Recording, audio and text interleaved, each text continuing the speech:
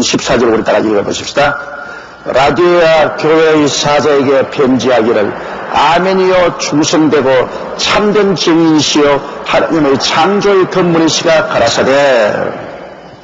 이제 거기에 나타난 우리 주님의 모습을 보십시다. 주님의 모습을 보면 그 시대를 알 수가 있는 것입니다. 라오디게아 민권주의 교회에 편지하는 아멘이다. 여러분, 아멘이라는 것은 옳소이다 그 말인 것입니다. 여러분 기도할 때 아멘 하는 건 옳소이다 그 말인 것입니다. 그러면 라오디게아 교회는 하나님의 본의에 대해서 아니올시다 저 그렇게 말하거든요. 하나님이 말씀하는 것 아니올시다, 이거 다 신합니다, 이거 실제 아닙니다, 그렇게 거부하는 시대에 그게 심판하기 위해서 나타난 예수님은 아멘이시다. 절대 주권에 대해서 두말하지 않고 복종하는 모습으로 예수님이 나타나십니다. 복종이 하지 않은 그런 교회 주님 복종 아멘으로 나타나십니다. 충성되고 참된 정입니다. 왜냐하면 하나님 말씀을 불충성하게 증가하고 있습니다. 하나님 말씀 자유주의 신신학 가지고서 난도질을 해라, 이것은 신하다, 이것은 믿을 수 없다, 홍해수가 갈라진 것 거짓말이다, 홍해수는 갈라진 것이 아니고 저 위에 물이 조금 흐르는데 갈대밭에 모세가 이스라엘 백성을 쫙 거느리고 발목에 채이는 물을 건너서 오고 난 다음 홍해수가 갈라져서 건넜다 거짓말로 적었다. 나는 그렇다면 그게 더 큰 기적이에요. 이스라엘이 발목에 채이는 물에 건너가는 그 물에 애굽 사람 다 빠져 죽었으니까 기적 중의 기적 아닙니까? 더 큰 기적이지. 그런데 그렇게 해석합니다. 그리고 예수님이 오병이어로 5,000명이고 12만이 남았다는 것도 거짓말이다.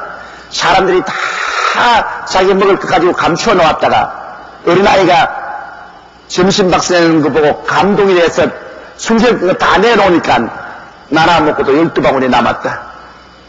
어린아이가 점심박스 내놓는다고 배고픈 사람이 다 내놓을 턱이 어디 있어요? 숨겨놨으면 자기들끼리 먹을 것이지. 그렇게 해서 성경의 증거를 다 찢어버리고 불충성스러운 증인입니다. 거짓 증인입니다. 그러므로 이 라오디게아에 나타난 예수 그리스도는 충성된 증인. 요한 창세기부터 요한계시록까지의 말씀을 충성스럽게 증거, 그를 난도질하거나 부인하는 그런 일을 하지 않은 충성스러운 증인으로 나타나고, 하나님의 창조의 근본이시고 하나님을 무시 없다고 하는데 창조의 근본인 예수님이 나타납니다.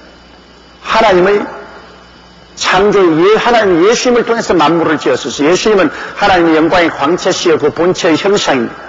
예수님을 본 자는 하나님을 보았었습니다. 하나님의 영이시라 본 자가 없지만 예수님은 바로 하나님의 본체이신 것입니다.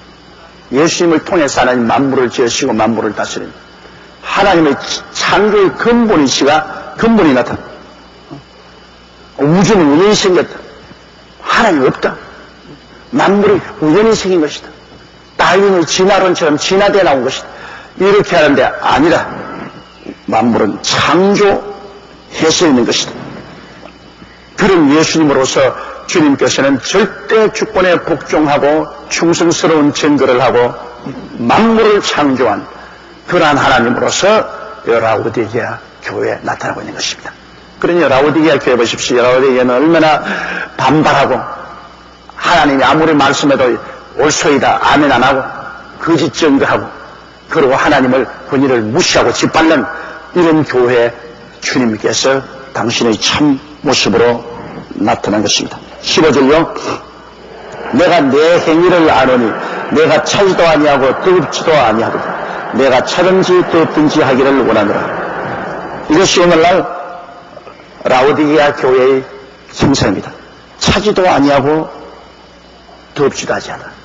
여러분, 차다는 것은 아예 냉기가 확 돌게 차든지, 뜨겁다는 것은 부글부글 끓여서 손이 뗄 만큼 뜨겁든지 그렇게 하지 미지근하지 말은 것입니다. 그럼 왜냐? 우리 신앙생활에 여러분, 제가 42년째 올해 복음을 전하고 있는데요. 제일 쉽게 거꾸러져서 주님께 돌아오는 사람은 반대를 많이 한 사람인 것입니다.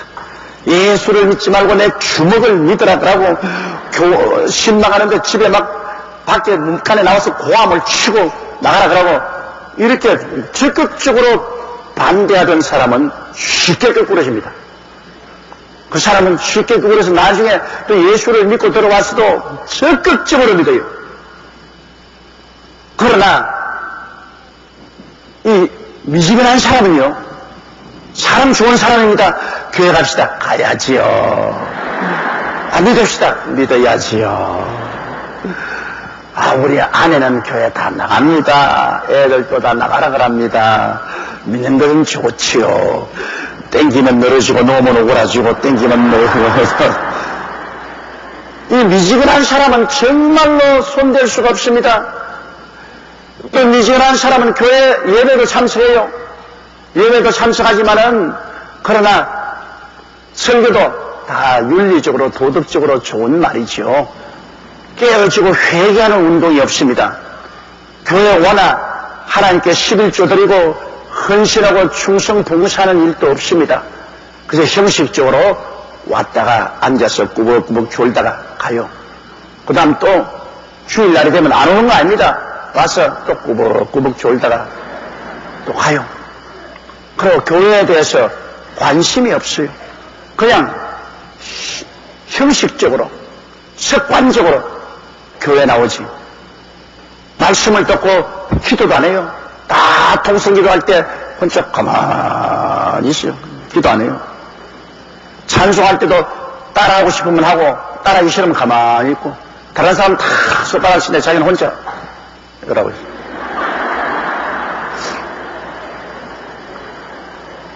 그러니 안 하는 것도 아니고 하는 것도 아니고 차지도 아니하고 뜨겁지도 아니하고. 그러니까 하나님께서 이렇게 미지근한 사람은 입에서 토해버리겠다. 물도 미지근한 물은 비린내가 나잖아요. 토해버리겠다. 차라리 차면 하나님께서 기사와 이적을 나타내서 깨뜨려서 거꾸로지게 하죠. 그렇지 않으면 뜨거운 사람은 물론 뜨겁고 열렬하게 잘못되기가 좋죠. 그러나 희미한 미지근한 사람은 이거는 반대도 아니하고 그렇다고 적극적으로 나오지도 아니하고 손쓸 수가 없습니다. 다른 성령 운동을 해서 다른 사람 병자가 낫고 희적이 일어나면 보고서 좋아하고 같이 좋아하고 허허 웃고 당신 기도 좀 하라 그러면 그런 기도 안 하고 차지도 아니하고 덥지도 아니하고. 이것이 오늘날 라오디게아 교회의 모습입니다. 여러분 주변에 살펴보세요. 여러분은 뜨겁고 열렬해서 수요일날 때 이렇게 나와서 말씀도 배우고 기도하지만은 많은 주변의 교인들 보십시오. 세상에 섞여서 그대로 살고 또 교회도 나오고 그리고 믿는 것도 아니고 안 믿는 것도 아니고 여러분이 너무 뜨겁게 믿으면 너무 그렇게 믿지 마라 미친다 그러고 그러한 시대가 오늘날의 시대입니다. 너무 교회가 세속화되어가지고 세상이 교회에 너무 많이 들어왔습니다. 또 안방에 세상이 들어와 있지 않습니까 여러분? 요사이 텔레비가 세상을 향한 바보통 아닙니까? 온 세상을 집 안방에 갖다 뿌리는 것이 텔레비입니다. 그리고 젊은 세대는 인터넷을 통해서 온 세속과 음란하고 방탕한까지 다 들어가보고 있습니다. 그러니 옛날에는 이 우리 가정과 세상은 대문으로서 서로 분리되어 있습니다. 이젠 전파를 통해서 안방까지 들어와야죠. 누구든지 집에 가면 옛날에는 성경도 좀 보고 찬송도 봤는데 요새는 시간만 있으면 텔레비에 들어놓고 2시간에 세상에 있다 올리고 세상이 들어온 대로 다 달아들여요. 그러니까 온 세속이 모든 사람 속에 다 들어와가지고서 그만 신앙을 다 꺼버렸습니다. 뜨거운 신앙이 세속에 파묻혀가지고서 다 사라지고 그렇다고 해서 이제는 가족적으로 교회를 나오는 건 안 나올 수는 없고 교회 나가도 가슴 속에 세상이 가득 차 있으니 큰일 아닙니까? 오늘 문명이 그렇게 만들고 있습니다. 이제는 한 가정과 이 세상과의 분리된 경계선이 없습니다. 세상이 가정이요, 가정이 세상이요, 출렁이고 있기 때문에 이거 도저히 뭐 경고로 막을 도리가 없어요. 너무너무 세속이 사람들의 마음을 점령을 했습니다. 이것이 문제입니다. 이런 것이 성도들 하여금 성경 읽고 기도하는 시간을 빼앗아가 버리고, 그리고 차지도 아니고 덥지 않은 미징한 신자로 남아있고 마는 것입니다.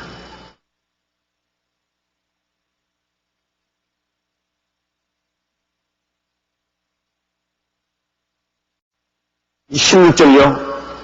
내가 이같이 미지근하여 흡지도 아니하고 차이도 아니하니 내 입에서 너를 토하여 내치리라. 그러니까 이런 타협적인 희미한 신앙은 하나님께서 토해내버립니다. 토해내도 몰라요. 하나님이 토해냈는지 안 냈는지도 모른다고요. 왜? 이러한 사람들은 확실히 천당이 있는지 없는지도 모릅니다. 희미하게 있으면 좋고 없으면 그뿐이고, 이러니까 하나님이 토해내도 토해낸 줄도 모른다니까요.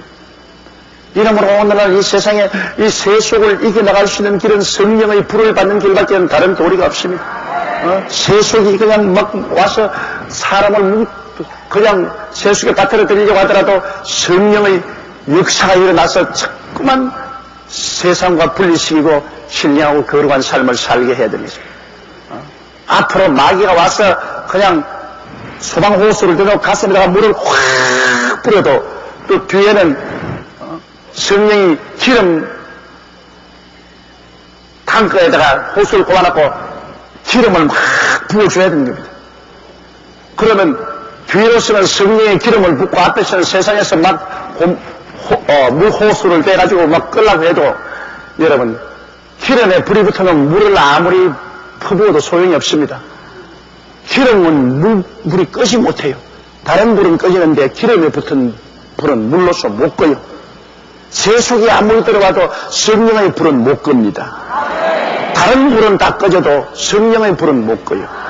그렇기 때문에 이 마지막 때는 성령 받아야 되고 성령님과 동행해야 우리 신앙이 유지되는 것입니다. 성령 안 하고는 인간의 열심의 불은 세속의 물이 다 꺼버리고 맙니다. 그러므로 우리는 항상 성령님을 인정하고 환영하고 모시드리고 의지하며 성령 받기 위해서 우리는 기도 노력해야 되는 것입니다. 늘 성령으로 충만하게 해달라고 늘 기도해야 되는 것입니다. 그래야 하나님께 토해냄을 받지 않습니다. 자, 17절이요. 내가 말하기를 나는 부자라 부유하여 부족한 것이 없다 하나 내 곤고한 것과 가련한 것과 가난한 것과 눈먼 것과 벌거벗은 것을 알지 못하는도다. 정말로 오늘날의 세대를 잘 표현할 수 있습니다.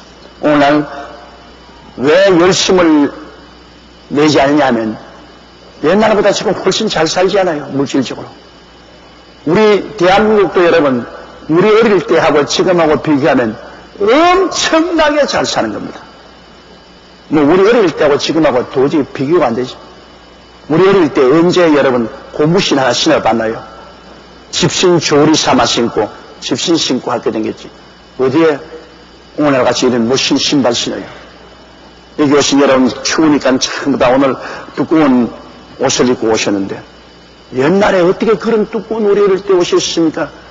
무명 옷으로서 단불로 해 입은 것밖에 더 있어요. 옛날에 오늘같이 맛있는 음식을 어떻게 먹습니까? 아주 공부리밥에 된장국이면 그로서 충분하지. 오늘날 여러분 우리는 뭐 기차나 버스나 비행기를 타고 한국에서도 온 천지를 돌아다니잖아요.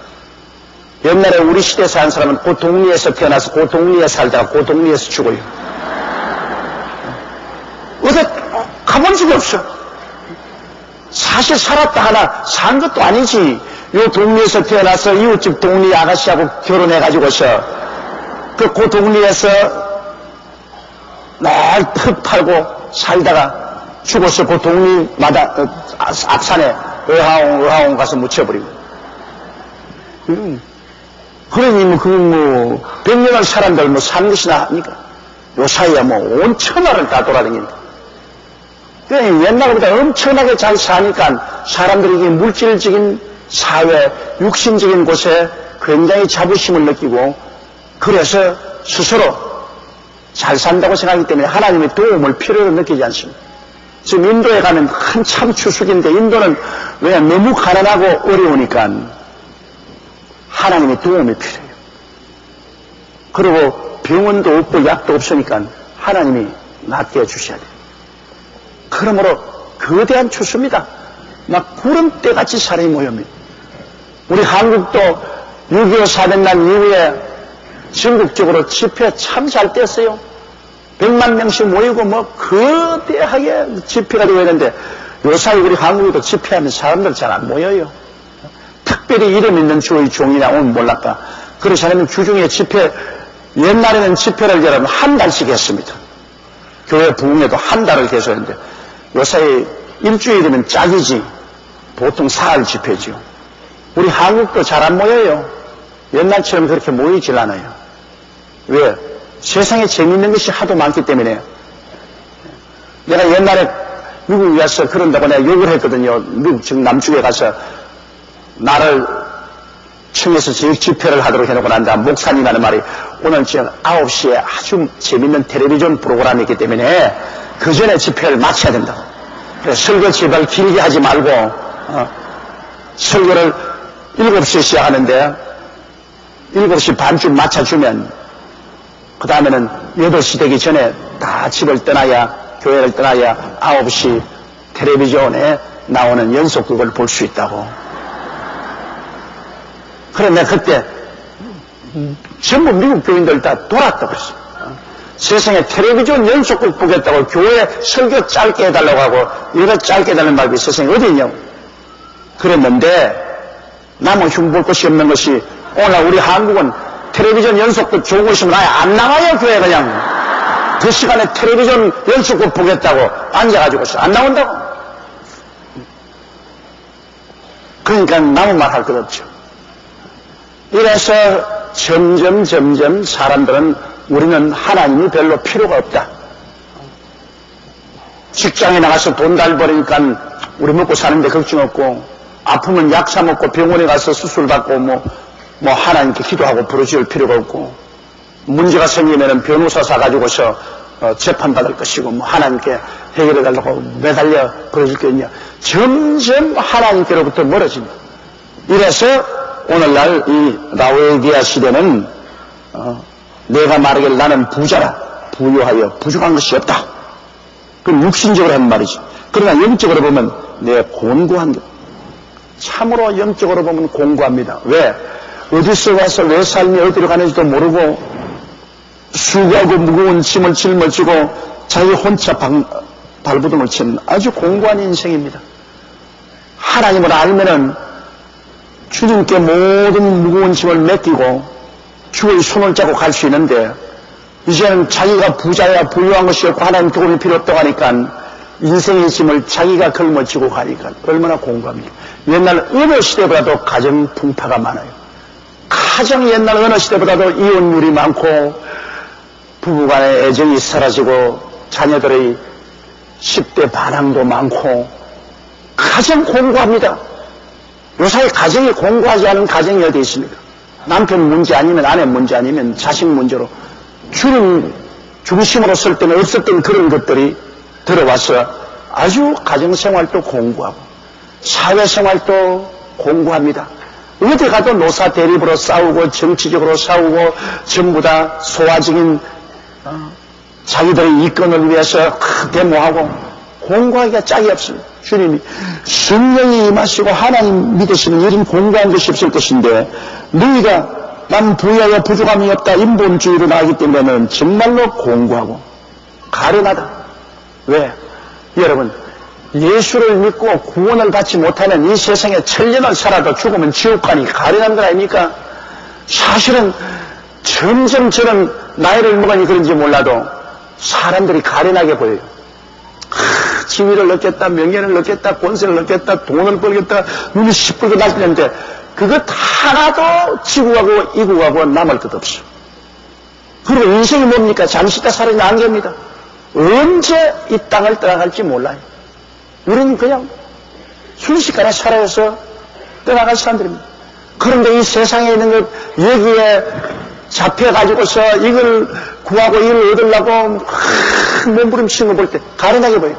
진리를 깨닫지 않은 못한 사람은 모르지만 진리를 깨닫는 사람 보면 가련하게 보여요. 예수 믿고 구원받았으면 성공한 겁니다, 여러분.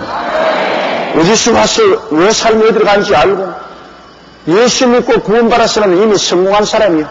그 성공한 사람이 그저 먹고 입고 마실 것만 있으면 만족하고 사는 게 참 좋습니다. 먹고 입고 마실 것만 있으면 내 생활만 되면 더 이상 욕심내지 말고 편안하게 사는 게 참 좋습니다. 욕심이 잉태한 적 죄를 낳습니다.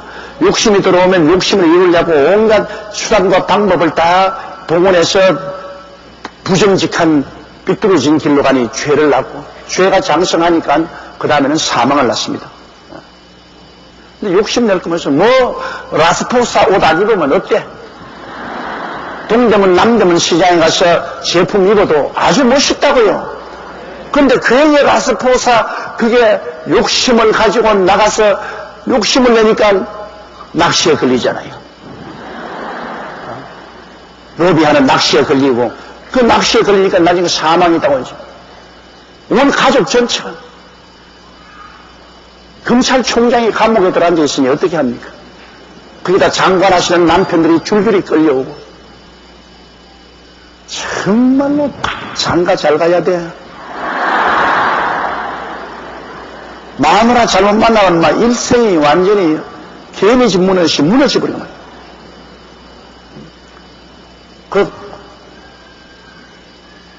그게 연루된 장관들 치가 다 나고 굉장히 가까운 분들입니다. 굉장히 훌륭한 분이에요. 지금 감옥에 들어간 전 검찰총장도 굉장히 좋은 분입니다. 그분에게 제일 먼저 전도한 사람이 냅니다. 그 우리 교회에 나왔댔어요. 우리 교회에 나오다가 앉을 자리가 없다고 다른 데로 가보십니다. 와도 누가 자리를 안 주니까. 아주 훌륭한 분입니다. 내가 존경해요. 통일부 장관 한 분도 너무너무나 좋은 사람입니다. 그게 연루된 분들이 다 나하고 친한 분들로 같이 내가 예배도 하고 기도도 해드리고 친한 분들인데 어쩌다가 그만 저렇게 말년에 어렵게 됐느냐. 부인이 탐욕을 가졌기 때문에 그렇게 됐다. 아담도 마누라 때문에 박살났지 아담 그대로 내버렸으면 박살 안 났죠. 전학관 하와가 따먹고 자꾸 따먹어 먹으라 근데 안 따라 먹을 사람이 누가 있어요? 참말이지 나도 30대 40대는 우리 마누라 무슨 말해도 내가 그 얘기했지만 60이 되면은 그 얘기 못해요. 어떻게 그 얘기 합니까? 한평생 같이 살아와서 늙었는데 이제 와서 그 얘기했다가 마누라에게 쫓겨나가면 어딜 가요? 다 늙은 사람 어디 간다고 바라줄 사람 누가 있어요?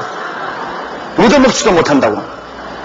마누라에게 잘 보아야 나중에 마누라가 아들네 집 딸네 집을 돌아다니면서 뭘 주워 와가지고서 이거 먹어라 저거 먹어라 먹여도 주고 하지.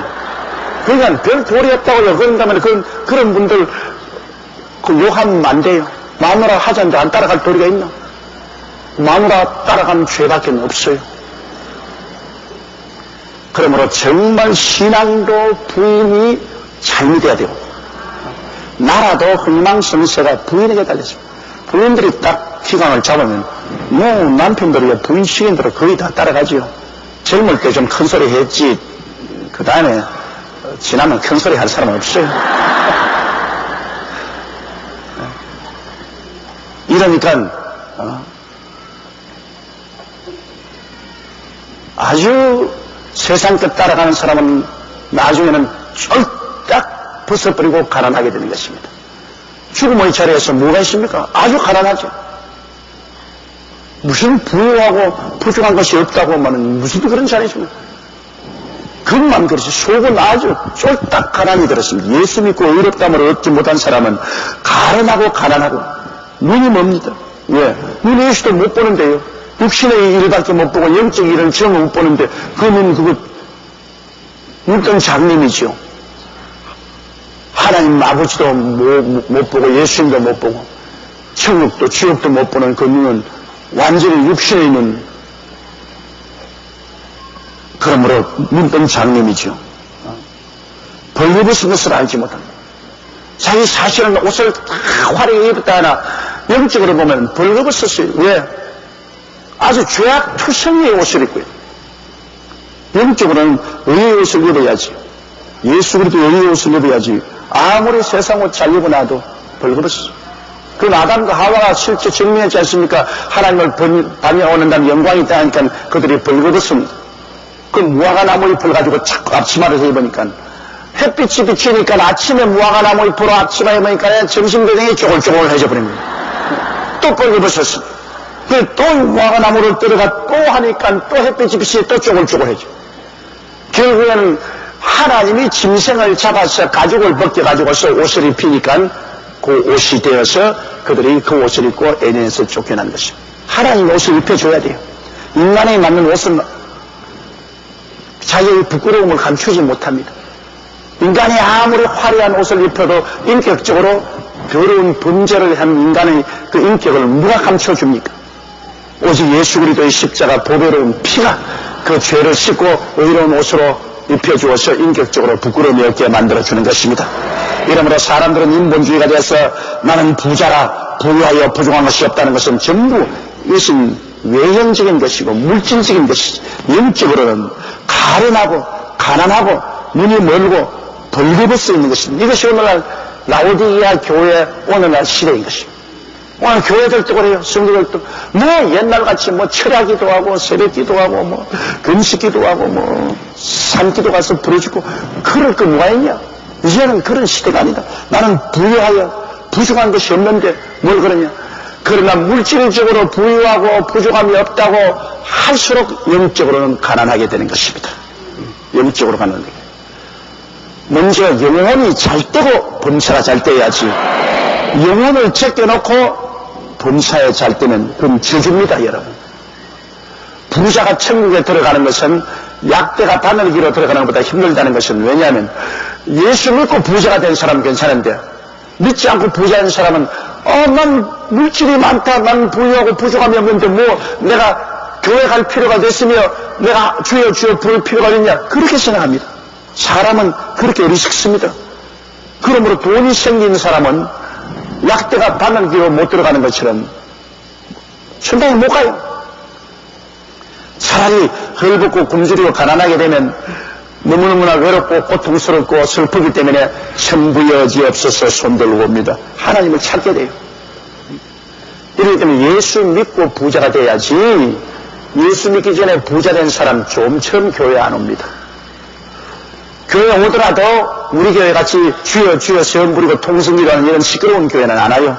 점잖은 교회 가서 점잖하게 앉아있다가 점잖하게 가는, 그래서 결코 부르시어 기도하는 일이 없는 그런 데 가죠. 차지도 아니하고 더럽지도 아니한 미지근한 데 가서 양심만 무마하고 왔다 갔다 하죠. 뜨겁게 성령으로 충만하고 회개하고 돌아서고 천국이 충만한 이러한 상태로 오지 않은 것입니다.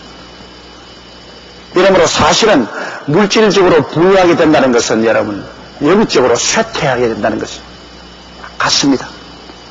우리 한국도 가난할 때 60년대 70년대 교회가 1천만이 넘도록 붐이 됐는데 지금은 오히려 줄어들고 있어요. 왜? 그때보다 너무 잘 살기 때문에 사람들이 간절한 마음으로 주님을 찾지 않습니다. 이미 믿는 자들은 믿기는 믿지만은 옛날처럼 그렇게 뜨겁게 하지 않는다. 옛날에 우리 서점에 있을 때는 우리 지역장, 구역장들 정말로 너무 열심히 전도를 하고 애를 쓰기 때문에 저러다가 쓰러지지 않을까 싶어 겁이 날 정도였는데, 요사이는 우리 지역장, 구역장들 물론 열심히 하시는 분 많지만은 그러나 거의 열심히 안 하는 사람들도 많습니다. 물질적으로 부유하고 편안하게 되니까 영적으로 게을러져. 그리고 옛날처럼 그렇게 밤을 새워가며 담요 하나 덮어쓰고 벌벌 떨면서 체하지도 않은 것. 그거 없단 말입니다. 편안하게 있지. 왜 그러냐. 이렇기 때문에 물질적인 부유는 오히려 영적으로 쇠퇴해가는 하나의 원인이 되기 때문에 참 하나님께서 응답하여 괴로우실 것입니다. 하나님의 복 달라고 고함을 전 복을 주면 영적으로 그만 또 잠이 들기 싫어. 또 복을 안 주면 안 준다고 하루 때를 쓰고 또 시끄러우면 못 견디겠고. 자, 줘도 야단이고 안 줘도 야단이고. 그래서 주님이 주셨다가 빼앗았다가 주셨다가 빼앗았다가 그렇게 해야 우리가 영생을 얻게 되는 거죠. 이 세상 부귀영화 공명 다 가지고도 우리가 천국을 잃어버리면 무슨 소용이 있겠습니까? 아무 소용 없거든요. 우리가 천국에 지금 안 가봤으니 그렇지 실제로 천국 가봤다면 이 세상에 살고 싶은 생각이 하나도 없을 것입니다. 이러므로 우리는 성령 받고 먼저 예수 믿고 성령 충만하고 그 다음에 물질도 얻고 그 다음에 세상에 영화도 얻어야 되는 것입니다. 성령 없이 세상에 부귀 영화를 얻는다는 것은 저주가 되는 것입니다. 꼭 성령 모시고 난 다음 하나님을 중심으로 섬기고 복을 받아야죠. 성령 없이 받는 복은 저주가 되는 것입니다. 성령 있고 받는 복은 큰 축복이 되는 것입니다. 성령 있고 복을 받아야 돼요.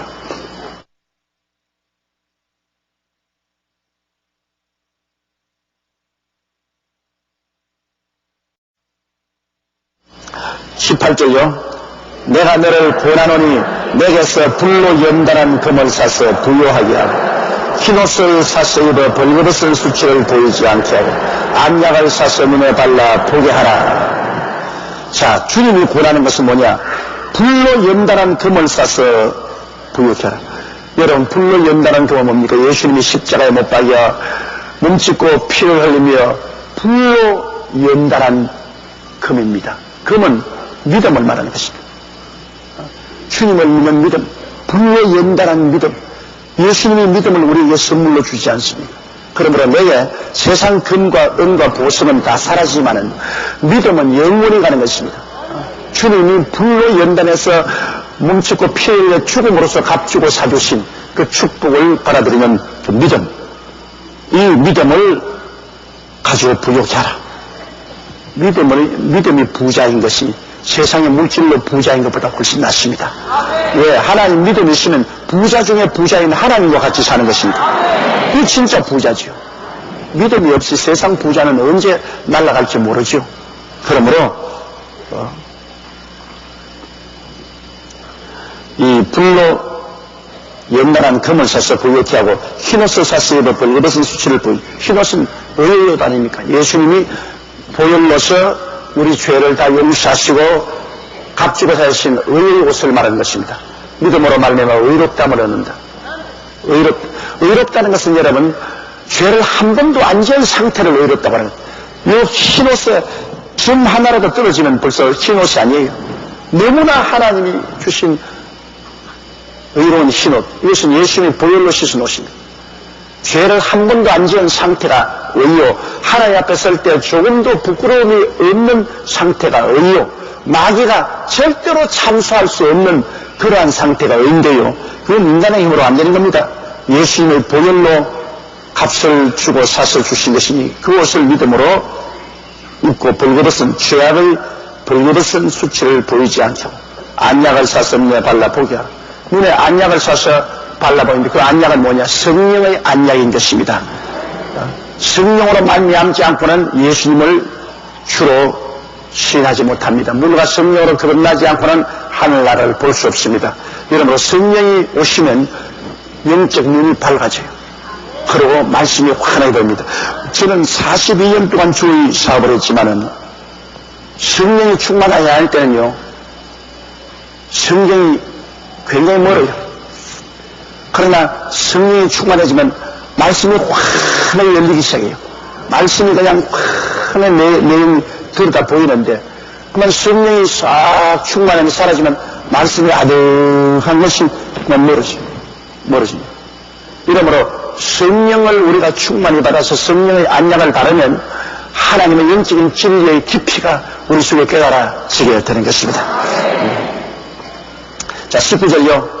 물은 내가 사랑하는 자를 책망하여 징계하노니 그러므로 내가 열심을 내라 회개하라. 자, 이 마지막 때는 하나님께서 이제는 징계하는 때인 것입니다. 이제는 주님 오시기 가까워오는데 주님 오시기 가까운 이 시점에 육신의 정욕, 안목의 정욕, 이 세상 자랑에 취해서 세상 줄에 묶여있으면 어떻게 했습니까? 이건 때려야 돼요. 우리 신앙이라는 것은 여러분 말씀과 성령과 징계로서 자라는 것입니다. 우리 자식 키울 때도 그렇잖아요. 자식을 교훈하고 가르치고 그다음 매를 때려야 돼요. 요사이 자식들의 종아리를 안 때리기 때문에 나중에 자식들이 커서 부모에게 크게 고통을 주는 거지. 때려서 키운 자식이 효도합니다. 때려서 키워야 돼요. 징계로서 하나님께서 우리에게 교훈해 주시고 말씀해 주시고 은혜 주시고 그리고 또 때리십니다. 그러므로 오늘날에는 하나님께서 심히 징계의 채찍을 뜨는 때가 왔습니다. 이제 지금 잠이 들면 큰일이거든. 이 잠에서 깨어나야지. 지금 잠들어 있으면 이 일을 어떻게 감당합니까? 이래서 주님은 잠에서 깨어나기 위해서 오늘날 말씀으로 성령으로 채찍으로 주님께서 역사하는 것입니다. 오늘날은 많은 성도들이 하나님께 매를 맞습니다. 세상으로 나가는 사람, 하나님이 사랑하는 사람은 채찍으로 때립니다. 사랑 안 하는 사람, 하나님이 버린 사람은 네 마음대로 가라 내버려 놓지. 그러나 하나님이 사랑하는 사람은 이제 모질게 때립니다. 아프게 때려요. 사람은 맞으면 회개합니다. 뭐 아무리 큰 소리 해도 맞고 난 다음 회개 안 할 장사가 없어요. 우리도 맞았는데 어떻게 회개 안 해요? 때려야 경계를 받고 두려워하지요. 안 맞으면 하나님을 두려워하지 않습니다. 그러므로 우리가 얻어맞는 것도 큰 축복인 것입니다. 그러므로 물론 내가 사랑하는 자를 책망하고 징계하노니 내가 열심을 내라. 회개하라. 열심을 회개해야 열심히 생기죠. 우리가 회개 안 하면 이게 죄악의 찢기가 온 마음에 각도로 차서 열심히 안 나오죠. 그러나 우리가 회개해서 죄의 찢기를 다 지켜버리면 성령의 역사가 일어나서 열심히 나오죠. 열심히 해야 됩니다. 무엇을 열심히 해야 돼요? 사람이 냉랭하거나 미지근하면 안 돼요. 부부 간의 사랑도 열심히 해야지 냉랭하면 안 돼요. 여러분, 자매님 여러분께서 남편들 사랑할 때 열심히 사랑하세요. 아주 다정하게 말하고 따뜻하게 말하고 환영을 하세요. 그러면 또 무뚝뚝한 남편도 아내가 열심히 사랑해주고 뜨겁게 환영해주고 남편을 그렇게 돌봐주면 그 무뚝뚝한 마음도 녹아져요. 와, 우리 마누라 제일이다. 그러니까 그저 법적으로 결혼해서 오래 살았으니까 뭐 왔는가 보다 안 왔으면 안 왔는가 보다 뭐 그렇게 사는 거죠. 그건 정말 맞서서 없이 사는 거예요. 그렇게 살지 말고 세월이 흘러가도 곰팡이가 피지 않게 하세요. 마음만은 늘 뜨겁게. 남편도 여러분도 아내를 뜨겁게 사랑하고 아내도 남편과 뜨겁게 사랑하고. 사람이라는 것은 서로 같이와줘야 친해지는 것이기 때문에 하루에 꼭 두세 번 서로 안아주세요. 남편도 부인을 꼭 스킨십 안아서 뺨을 한번 이렇게 비벼주고 아내도 남편 보고들랑 안고 등들이 한번 쓰다듬어주고 그런 스킨십이 사람을 가깝게 만들어주는 것입니다. 그냥 뭐 왔다 갔다 할 거예요. 시장판에서도 뭐 왔다 갔다 하잖아요. 뭐 부부라고 할 거 뭐가 있으면 시장터에 있는 것이지. 그러니까 우리가 무엇인지 뜨거워야 돼. 가정의 생활도 뜨겁게 하고 회개도 뜨겁게 하고 신앙도 뜨겁게 하고 열심히 있게 하고 인생을 뜨겁게 살다가 가야 돼. 희미하게 살다가 가지 말아야 돼. 20절요. 볼지어다 내가 문 밖에 서서 부르니 누구든지 내 음성을 듣고 문을 열면 내가 그에게로 들어가 그로 더불어 먹고 나는 유명한 그림에 보면 예수님께서 문 밖에 서서 부르고 있는 그림이 있지요. 주 예수의 문 밖에 기다려 섰으나 단단히 잠겨주니 못 들어가시네. 고리가 안에 있거든요. 문고리가 안에 있고 밖에 없기 때문에 밖에서는 놓고만 하지요. 열지를 못해요. 그건 무슨 말이냐? 여러분과 나의 마음에 다 의지가 있어가지고서 여러분과 나의 고집이 있어요. 우리 의지가 있어가지고서 주님이 역사하려도 우리가 마음을 열어주셔야 역사하는 것입니다. 우리가 마음문을 딱 닫아놓고 있으면 주님이 역사하려도 역사할 수 없어요. 주님께서 여러분에게 문을 두드리는데, 언제든 주님 문 두드리는 소리 못 들었는데요. 설교가 바로 주님 문 두드리는 소리인 것입니다. 여러분이 교회 와서 하나님 말씀 듣지 않아요. 그 말씀의 마음에 부딪히는 것은 주님이 문 두드리는 것입니다. 그 주님이 똑똑 두드리면 문은 여러분이 열어야 돼요. 여러분이 회개하고 주여 오시옵소서. 주님이 내 성수주의라 하지 열심히 교회 와서 날 좀 만나지. 죄송해요. 내가 잘못했어요. 문 활짝 열고 이제부터 주일날 꼭 교회 나오겠어요. 너 11조 너 또 억지로 해먹고 너 탐욕으로 살았지. 이제 내 몫을 내게 내놓으라. 그러면 아이고 내가 잘못했습니다. 그렇게 하지요. 용서해 주십시오. 너 내가 전도 좀 하라고 했는데 안 했지. 아유 잘못했습니다. 너 기도 좀 하라고 했는데 안 했지. 아유 정말 잘못했습니다. 주님께서 우리 마음 문을 못 구할 때 우리가 우리는 안에 있으니까 우리가 열어놓아야 돼요. 이번에 내가 인도에 가니까 하나님이 내 마음의 문을 두드리시더라고요. 그게 뭐냐면 네가 뭐라고 말했니? 이제 몇 년이면 나이 65이 되니까 서서히 주변 정비하고 정돈하고 좀 편안하게 살겠다 그랬지. 이 사람아 이거 봐라. 이렇게 많은 사람이 죽어가고 있는데 너는 사는 길을 알지 않냐? 이 많은 사람이 길을 잃고 방황하는데 너는 길을 알지 않느냐? 그런데 네가 어떻게 편안하게 지냈다고 그러냐? 나는 네가 젊을 때와 똑같이 마음을 새롭게 하고 일어나가 뜨거운 열심으로 목회도 하고 매달마다 온 천하에 다니면서 복음을 전가하고 그래야 나이 따지지 마라. 나이가 65살이고 75살이고 그거가 따지노. 네가 전도하다가 그냥 그 현장에서 쓰러져 죽어도 천당 올 것이고 비행기 사고가 나서 죽어도 천당 올 것이고 왜 그런 거 생각하냐? 나이 생각하지 마라. 그렇게 주님이 문을 두들기시더라고요. 그럼 내가 아니오라고 할 수 있어요. 아이고 주님 안 할랍니다. 난 뭐 지금 오랫동안 목회했고 나이 들면 65세가 되고 몸도 지치고 그런데 허리도 아프고 그런데 주님이야 나는 이제 편안히 살겠어요. 문 두드리죠. 나는 문 안 열어요. 나는 편안하게 살겠어요. 그렇게 말할 수가 있는데 나는 안 그랬어요. 요번에 주님께 물어봤더니 주님 죄송합니다. 내가 인간의 생각이 있어가지고서 그만 좀 편안하게 육신이 너무 고달프니까 좀 편안하게 살라고 내가 마음을 먹었는데 어떻게 그거 알고서 주님께서 말씀을 하십니까? 그러니까 내가 회개하고 이 새 철에는 나이도 계산하지 말고 아주 있는 힘을 다해서 세계 선교를 위해서 노력을 하겠습니다. 그 마음문을 열어제껴버렸습니다. 그 열어제껴버리니까 주님이 이제 들어오셔서 그럼 그렇게 하자. 이래서 새 천년대부터는 세계를 교구와 삼고 더 무지무지한 노력으로 선교하려고 그래요. 여러분 주일날 인도에서 가진 집회 비디오를 한번 보세요. 여러분 눈이 휘둥그레질 것입니다. 수많은 인산인의 그 많은 기사와 이적 정말로 그리스도의 복음이 전파되면 그렇게 많은 사람들이 그 말씀을 듣고 구원을 받고 변화를 받고 치료받는 역사가 나타난 것입니다. 그러니까 편안하게 있을 수가 없죠. 다 태어날 때부터 팔자로 일하도록 그렇게 만들어졌기 때문에 자기 팔자에 충실해야 돼요. 인생이란 자전거 타는 것입니다. 자기 운명에 맡긴 대로 자꾸 그 자전거 잡고 타고 있어야지 안 지으면 잡아진다. 그러니까 저는 열심히 복음 전도하고 돌아다녀야 건강하고 살지 앉으면 병든다고요. 이러므로 주님께서는 우리 보고 이제는 볼지어다 내가 문 밖에서 두드리는 각자의 그럽니다. 지역장에게 구역장에게 장로님 권사님 안수집사님 평신도 자꾸 주님 문 두드립니다. 내가 너에게 문을 두드린다. 제발 마음 문 열어다오. 나하고 같이 이제 일 좀 하자.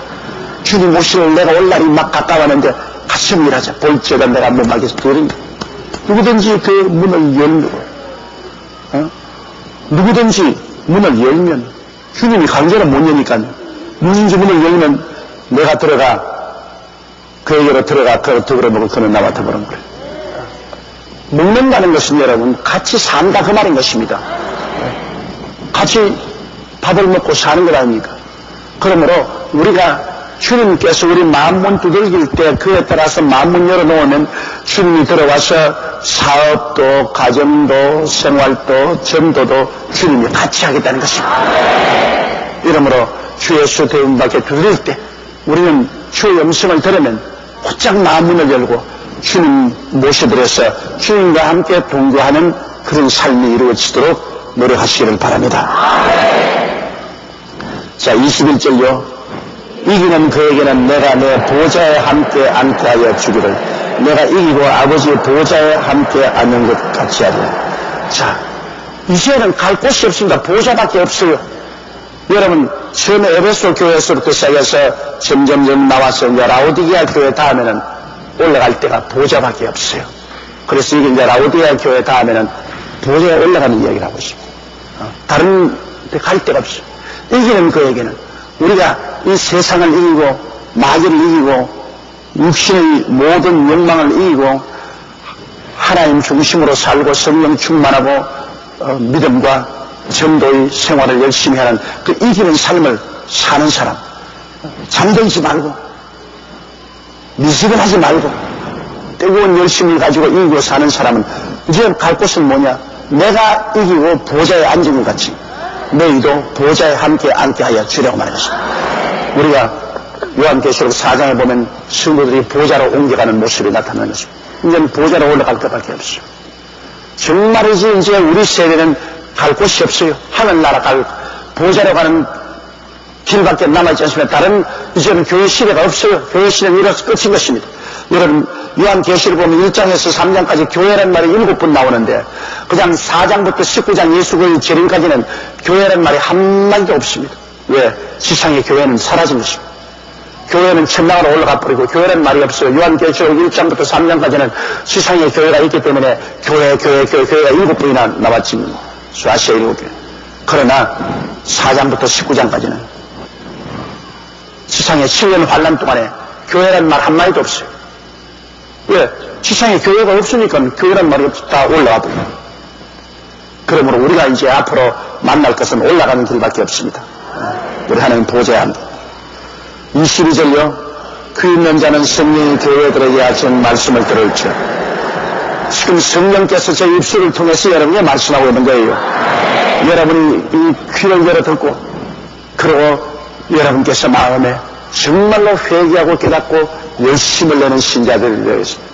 이제 새 천년에는 여러분 구역장, 지역장 노릇도 아주 뜨겁게 해보고 구역장 노릇도 뜨겁게 해보고 재직으로서 성도로서 여러분이 하나님을 뜨겁게 믿고 섬겨야 됩니다. 왜?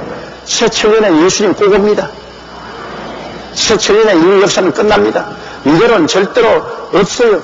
세계 어디 가도 처치에 지인과 기근이 있고 전쟁과 전쟁 소문이 있고 온열이 있고 이 땅이 흔들리고 깨어지고 있습니다. 세상이 이렇게 요란스럽습니다. 이제 바다의 파도 소리만 나도 우리 마음속에 겁이 덜컥납니다. 하도 사고가 많이 나기 때문에. 이것이 바로 주님께서 바로 내려올 직전에 일어나고 있는 상황인 것입니다. 새 청년은 꼭 우리 주님만 빠지게 됩니다.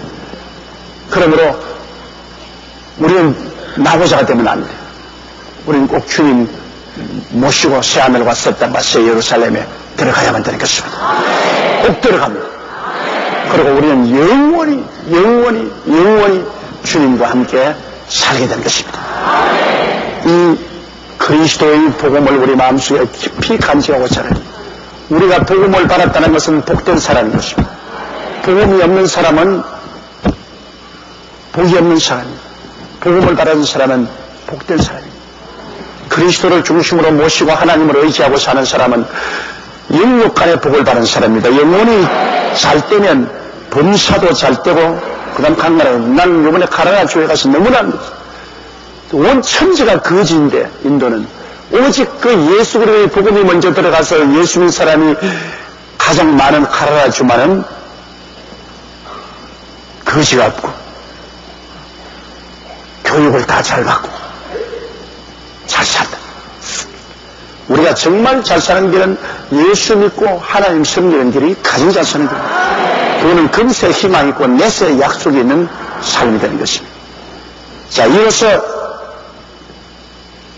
요한계시록에 내 본것, 다시 말하면 7 교회와 7 주의 종, 7 금속대 사이에 있는 예수 그리스도께서 7 비열을 쏘들고 있는 내 본것과 지금 있는 교회, 에베소 교회부터 라오디아까지 2000년의 세월 동안은 7 기간을 나누어서 교회 시대가 이제 다 끝났습니다.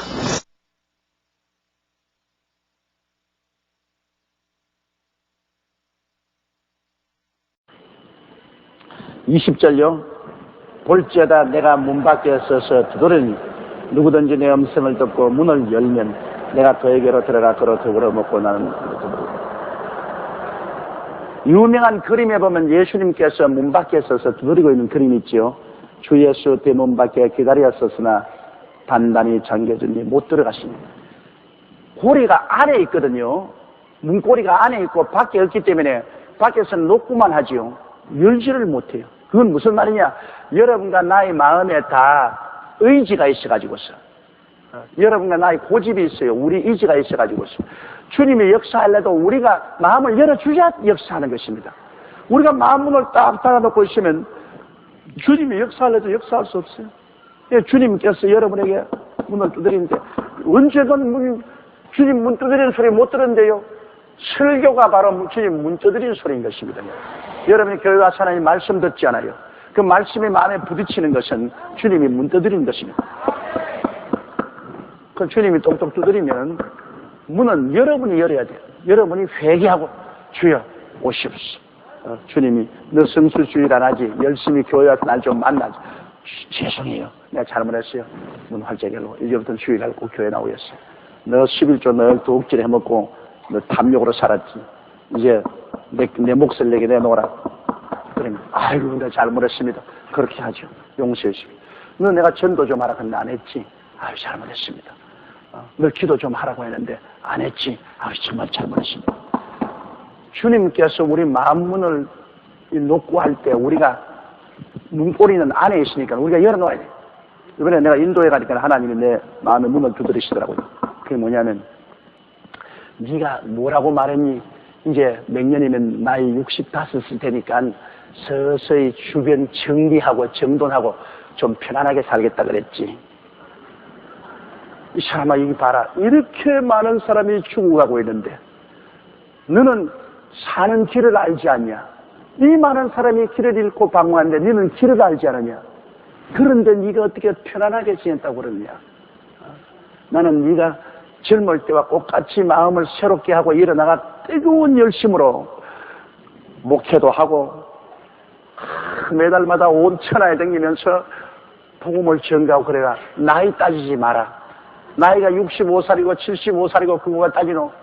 네가 전도하다가 그냥 그 현장에서 쓰러져 죽어도 천당 올 것이고 비행기 사고가 나서 죽어도 천당 올 것이고 왜 그런 거 생각하냐? 나이 생각하지 마라. 그렇게 주님이 문을 두들기시더라고요. 그럼 내가 아니오라고 할 수 있어요. 이거 주님 안 할랍니다. 난 지금 오랫동안 목회했고 나이도 65세가 되고 몸도 지치고 그런데 허리도 아프고 그런데 주님이요 나는 이제 편안히 살겠어요. 문 두드리죠. 나는 문 안 열어요. 나는 편안하게 살겠어요. 그렇게 말할 수가 있는데 나는 안 그랬어요. 요번에 주님께 물어보더니 주님 죄송합니다. 내가 인간의 생각이 있어가지고서 그만 좀 편안하게 육신이 너무 고달프니까 좀 편안하게 살려고 내가 마음을 먹었는데 어떻게 그거 알고서 주님께서 말씀을 하십니까? 그러니까 내가 회개하고 새 천년은 나이도 개선하지 말고 아주 있는 힘을 다해서 세계 선교를 위해서 노력을 하겠습니다. 그 마음문을 열어 제껴버렸습니다. 그 열어 제껴버리니까 주님이 이제 들어오셔서 그럼 그렇게 하자. 이래서 새 7년도부터는 세계를 교구와 삼고 더 무지무지한 노력으로 선교하려고 그래요. 여러분 주일날 인도에서 가진 집회 비디오를 한번 보세요. 여러분 눈이 휘둥그레질 것입니다. 수많은 인산인의 그 많은 기사와 이적 정말로 그리스도의 복음이 전파되면 그렇게 많은 사람들이 그 말씀을 듣고 구원을 받고 변화를 받고 치료받는 역사가 나타나는 것입니다. 그러니까 편안하게 있을 수가 없죠. 다 태어날 때부터 팔자로 일하도록 그렇게 만들어졌기 때문에 자기 팔자에 충실해야 돼요. 인생이란 자전거 타는 것입니다. 자기 운명에 맡긴 대로 자꾸 그 자전거 잡고 타고 있어야지 안 저으면 자빠진다.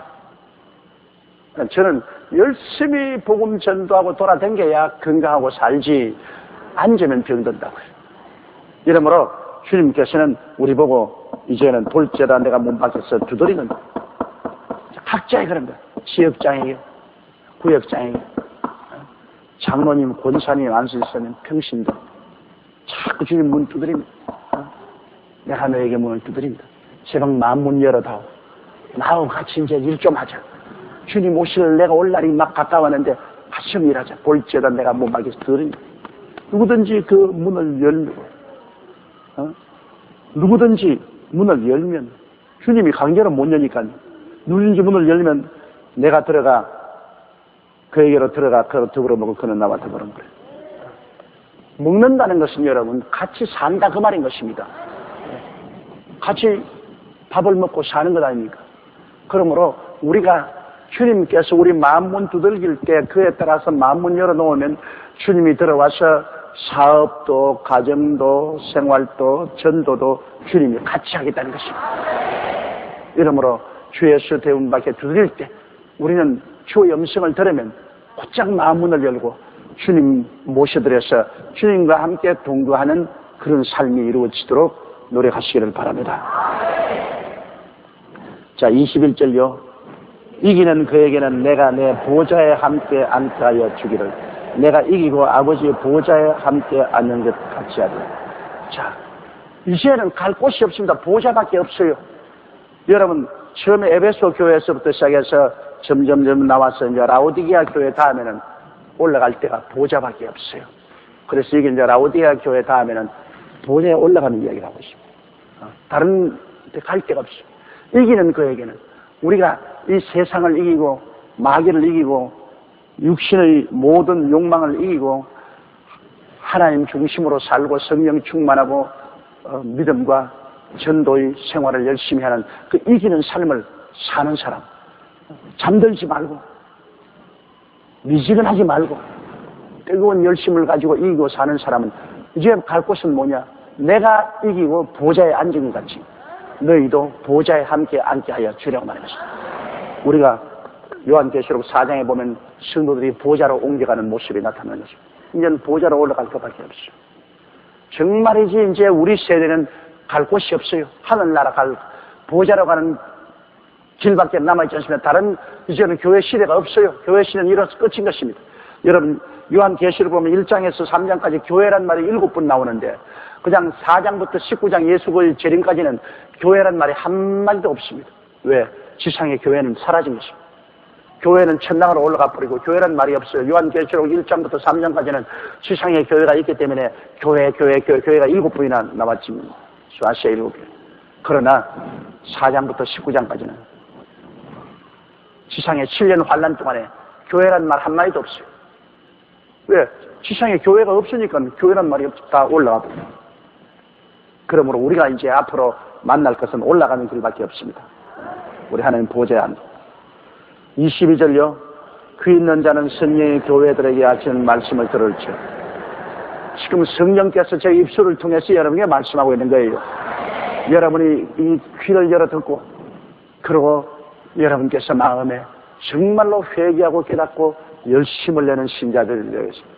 이제 새 천년에는 여러분 구역장, 지역장 노릇도 아주 뜨겁게 해보고 구역장 노릇도 뜨겁게 해보고 재직으로서 성도로서 여러분이 하나님을 뜨겁게 믿고 섬겨야 됩니다. 왜?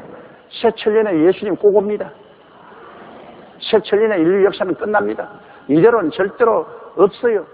세계 어디 가도 저체 지진과 기근이 있고 전쟁과 전쟁 소문이 있고 원력이 있고 이 땅이 흔들리고 깨어지고 있습니다. 세상이 이렇게 요란스럽습니다. 이제 바다의 파도 소리만 나도 우리 마음속에 겁이 덜컥 납니다. 하도 사고가 많이 납니다. 이것이 바로 주님께서 바로 내려올 직전에 일어나고 있는 상황인 것입니다. 새천년에는 꼭 우리 주님만 빠지게 됩니다. 그러므로 우리는 나고자가 되면 안 돼요.